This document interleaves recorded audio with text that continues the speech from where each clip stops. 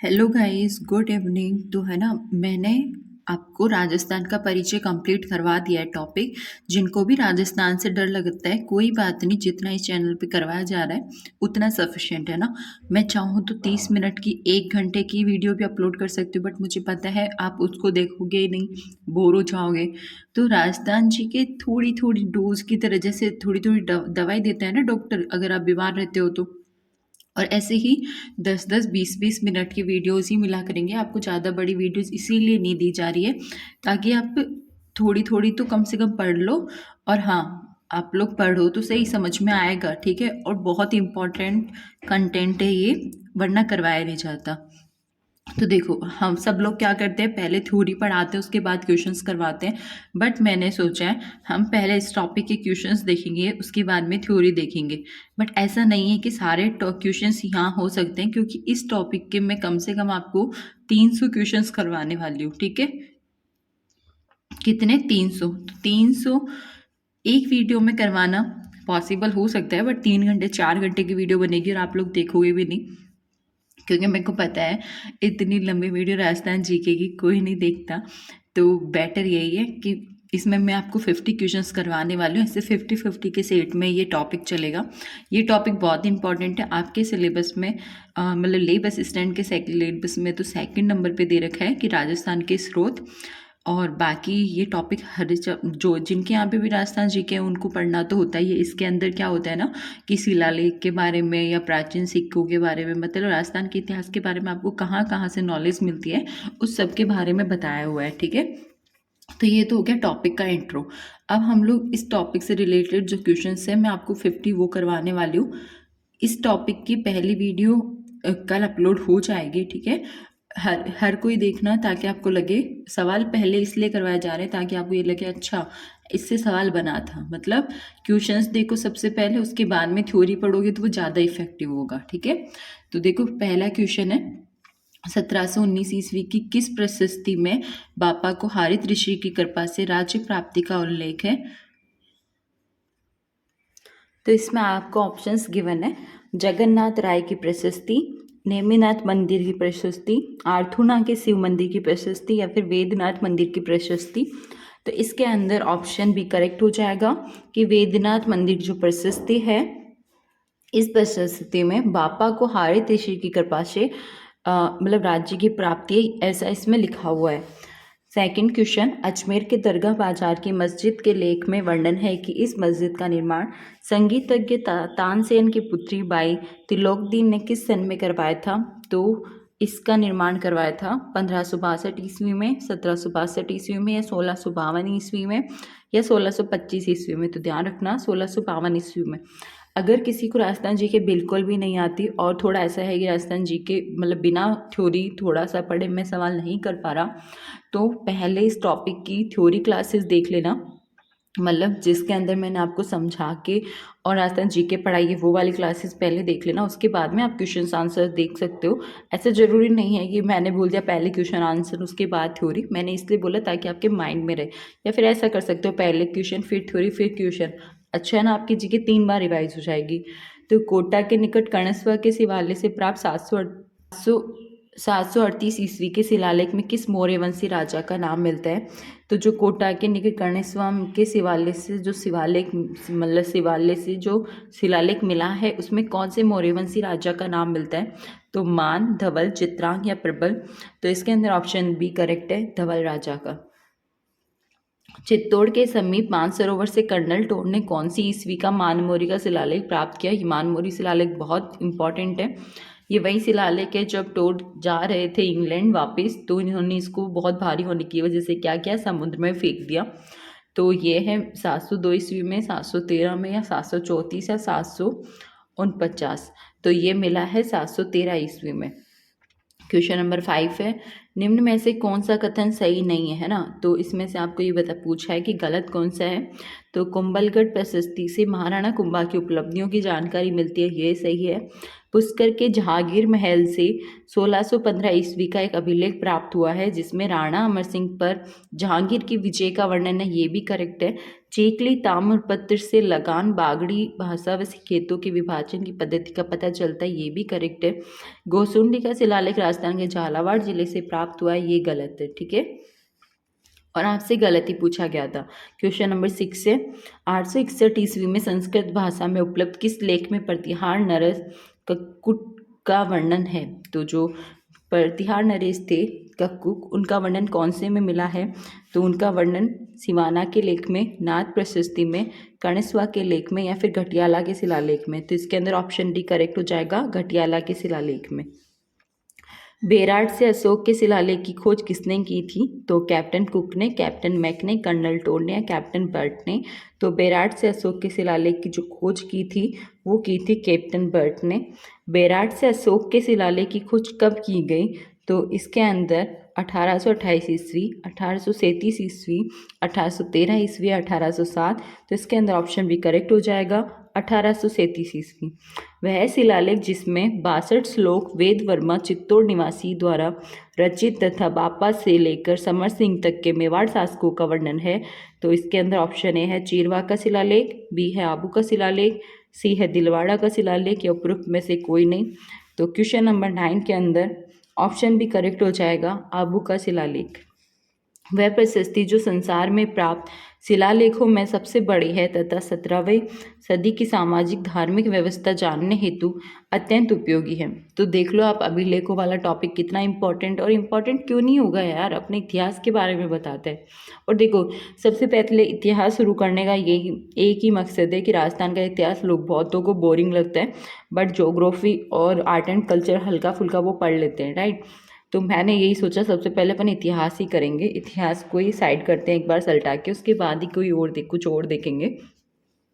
तो वह प्रसिद्धि जो संसार में प्राप्त शिलालेखों में सबसे बड़ी है ना, और 17वीं शताब्दी की सामाजिक धार्मिक व्यवस्था के जानने के लिए बहुत उपयोगी है। तो इसके अंदर ऑप्शन ए है रणकपुर प्रशस्ति, 1439 ईस्वी, राजस्थान राज प्रशस्ति 1676 ईस्वी, रायसिंह प्रशस्ति 1593 ईस्वी या कीर्ति स्तंभ प्रशस्ति 1460 ईस्वी। तो इसके अंदर ऑप्शन भी करेक्ट है, राज प्रशस्ति। मुझे आपसे एक बात भी करनी थी कि अगर आप बोलो कि मैम इसकी PDF सेंड कर दो, तो अभी पॉसिबल नहीं है, बिकॉज मैं इस टॉपिक के आपको 300 क्वेश्चंस करवाने वाली हूँ। आपको हर एक क्वेश्चन लगेगा कि ये है एज इट इज़ आपको पेपर में देखने को मिल सकते हैं, राइट। तो फिर जब मैं आपके लिए इतनी मेहनत कर सकती हूँ कि वीडियो रिकॉर्ड करूँ, इतने इंपॉर्टेंट सवाल आपको करवाऊँ हैं और ढूंढूँ, तो आप इतना नहीं कर सकते कि आप वीडियो देख के क्वेश्चंस देख लो, कर सकते हो ना। तो बस गौरवंश तथा और अपने दोस्तों को भी पक्का बताना है, राइट। गौरवंश तथा औलिकार वंश के शासकों का वर्णन कौन से लेख से मिलता है? तो इसके अंदर ऑप्शन सी करेक्ट हो जाएगा, भरमर माता का लेख। किस स्तंभ पर राणा हमीर को विषम घाटी पंचानन की संज्ञा दी गई थी? तो जयपुर का घंटाघर, विजय स्तंभ, कीर्ति स्तंभ या धौलपुर का घंटाघर। तो इसके अंदर ऑप्शन डी करेक्ट है, कीर्ति स्तंभ।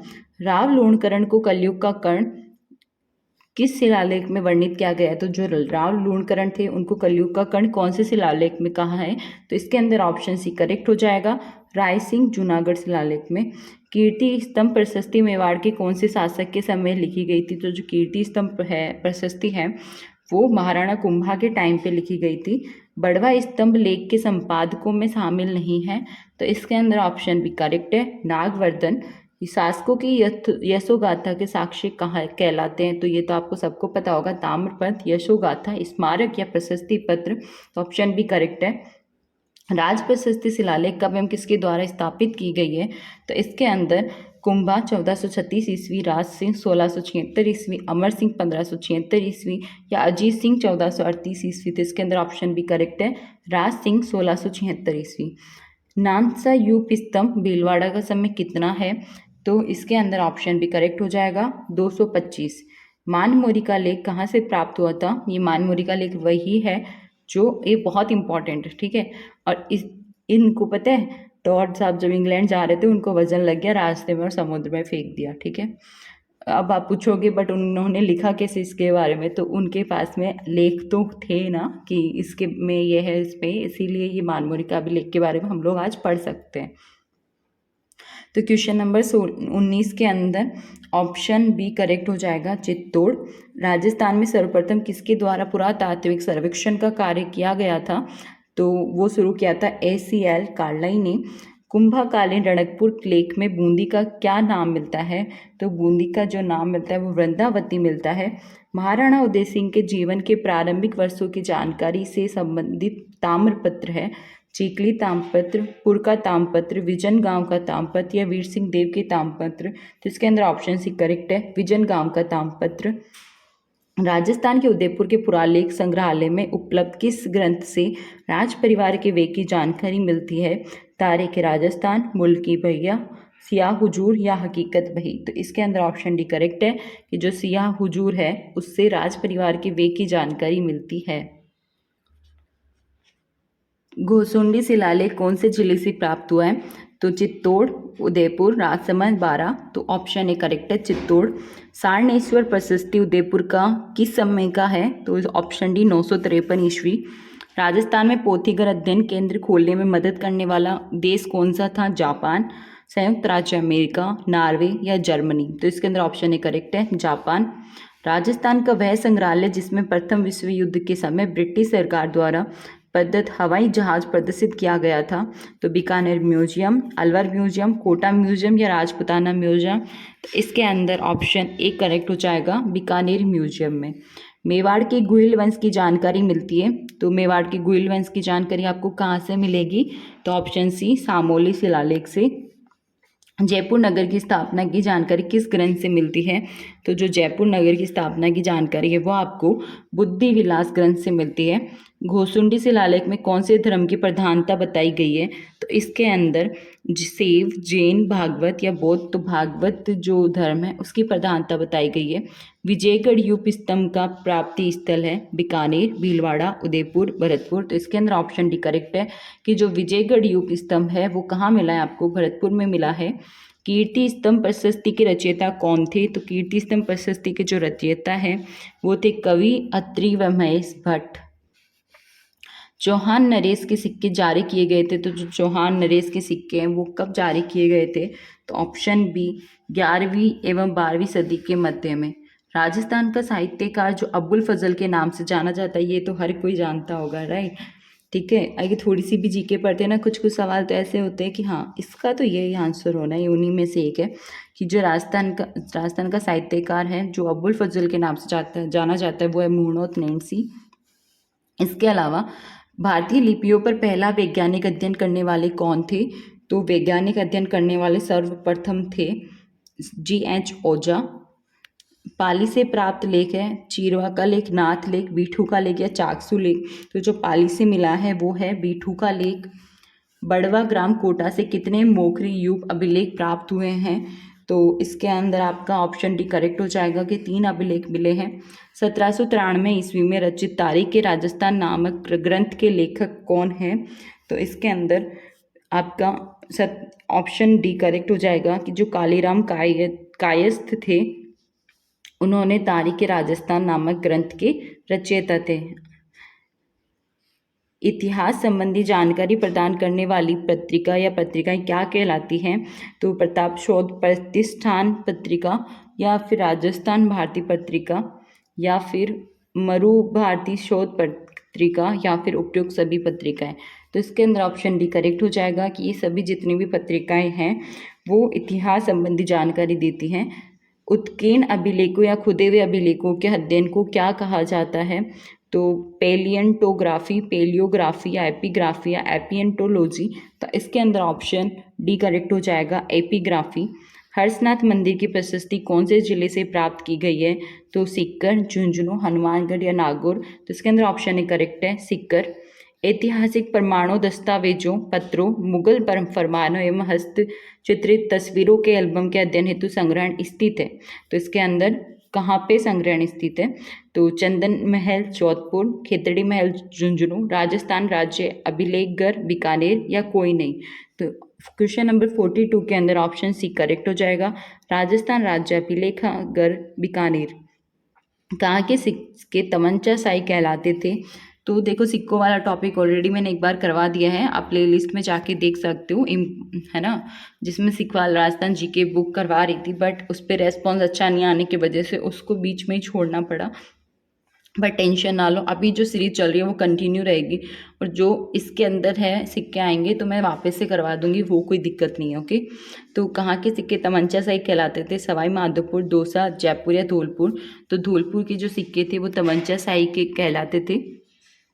1526 ईस्वी का ताम्रपत्र, जिससे ये जानकारी मिलती है कि उन दिनों से युद्ध शुरू होने के पहले तथा बाद में अनुदान दिए जाने की परंपरा थी। ये किससे पता चलता है? बीका का ताम्रपत्र, कुंभा का ताम्रपत्र, संग्राम सिंह का ताम्रपत्र या रतन सिंह का ताम्रपत्र? ठीक है, तो इसके अंदर ऑप्शन सी करेक्ट हो जाएगा, संग्राम सिंह का ताम्रपत्र। पद्मनाभ द्वारा 1455 ईस्वी में रचित ग्रंथ, जिसे तत्कालीन सामाजिक परंपरा, राजपूतों की सैनिक व्यवस्था, जौहर प्रथा आदि के बारे में जानकारी मिलती है, इस ग्रंथ का नाम है? तो गुणबाप, कान्हड़देव प्रबंध, राजरूपक या गुण रूपक? क्वेश्चन नंबर 45 के अंदर ऑप्शन भी करेक्ट है, का कान्हड़देव प्रबंध से ये सब जानकारियाँ मिलती हैं। प्रतिहारों के इतिहास व संस्कृति पर प्रकाश डालने वाला लेखक नहीं है, तो इसके अंदर कौन सा लेखक है जिन्होंने प्रतिहारों के इतिहास के बारे में नहीं लिखा है? राइट, तो चंद्रशेखर, राजशेखर, क्षेमेश्वर या कोई नहीं? तो ऑप्शन ए करेक्ट हो जाएगा, चंद्रशेखर। इसके अलावा राजशेखर और क्षेमेश्वर ने इनके इतिहास व संस्कृति पर प्रकाश डाला है। निम्न में से उदयपुर से प्राप्त शिलालेख है सामौली शिलालेख, गटियाला शिलालेख, कर्णसुआ शिलालेख या चाटसू शिलालेख? तो जो शिलालेख उदयपुर से मिला है वो है सामौली शिलालेख। रूपायन संस्थान जोधपुर का मुख्य कार्य है, तो जो रूपायन संस्थान है वो जोधपुर का मुख्य कार्य है नारी विकास, राजस्थानी कला का संकलन, बाल विकास या ग्राम उत्थान? तो इसके अंदर ऑप्शन भी करेक्ट है, राजस्थानी कला का संकलन। जोधपुर जिले के बोरुंदा ग्राम में वर्ष 1960 में स्थापित किया गया संस्थान है राजस्थान ललित कला अकादमी, रूपायन संस्थान, राजस्थान प्राच्य विद्या प्रतिष्ठान या फिर राजस्थान कला संस्थान? तो इसके अंदर ऑप्शन भी करेक्ट हो जाएगा कि जो रूपायन संस्थान है वो जोधपुर जिले के कहाँ पे? बोरुंदा ग्राम में कब? वर्ष 1960 के अंदर स्थापित किया गया था। ठीक है, क्वेश्चन नंबर 50 और ये आज का लास्ट सवाल होने वाला है।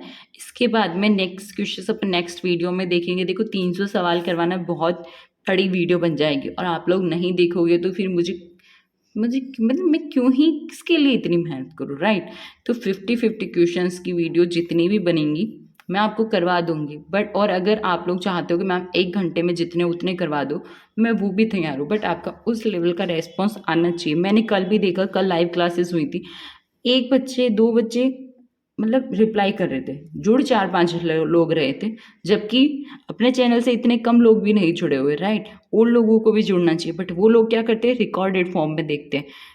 क्या बचा लोगे हैं? 10 मिनट 20 मिनट के क्वेश्चंस चलते हैं, उसमें से भी आप 5-10 मिनट बचा के क्या मिल जाएगा? पूरा दिन पड़ा रहता है आपके पास में, अगर आपको कुछ इतना इंपॉर्टेंट काम है तो मेरे कहने का मतलब ये है कि मैं उस टाइम पे आपके लिए ऑनलाइन रहती हूँ। राइट, कि किसी को कमेंट सेक्शन में कुछ पूछना हो तो मैं आपकी रिप्लाई कर सकूँ, बट अगर आप लोग इंटरेस्ट नहीं दिखाओगे तो फिर मैं भी रिकॉर्डेड फॉर्म में डाल दूँ, और क्या है ना। तो बेटर यही है कि जब आपको पता है कि आपकी जीके के क्वेश्चंस इस टाइम आने वाले हैं या आपकी बायो के क्वेश्चन इस टाइम आने वाले हैं, तो आप लोग कम से कम उस टाइम पे लाइव आ जाया कीजिए, और नोटिफिकेशन तो आप सबको मिल ही जाता होगा ना। तो जयपुर जिले के बेराट तहसील के बलसर नौरंगपुरा गांव में फारसी लिपि वाले चांदी के प्राचीन सिक्के कब मिले हैं? तो इसके अंदर आपसे मतलब 5 चांदी के सिक्के कब मिले हैं, आपसे डेट पूछी गई है, तो इसके अंदर ऑप्शन डी करेक्ट हो जाएगा कि 5/6/1994 में, मतलब 1994 में मिले हैं। ठीक है, और 5 जून को। अब ये 50 क्वेश्चन हम देख चुके हैं, 50 क्वेश्चन अपन नेक्स्ट वीडियो में देखने वाले हैं। देखो राजस्थान जीके हर कोई पढ़ता है, सबके लिए ये सीरीज इंपॉर्टेंट है। आप चाहो तो अपने दोस्तों को अपनों को भेज सकते हो, ठीक है, ताकि उनकी हेल्प हो जाए। और एक और चीज़, आपको जब मैं बोलती हूँ ना कि सब्सक्राइब कर दिया करो, है ना, सपोर्ट कर दिया करो, तो आप ऐसा नहीं कर सकते, घर में इतने सारे फ़ोन होते हैं, मैम के चैनल को सब्सक्राइब नहीं कर सकते। चलो कोई बात नहीं कर सकती तो बाय, मिलते हैं नेक्स्ट वीडियो में। ठीक है।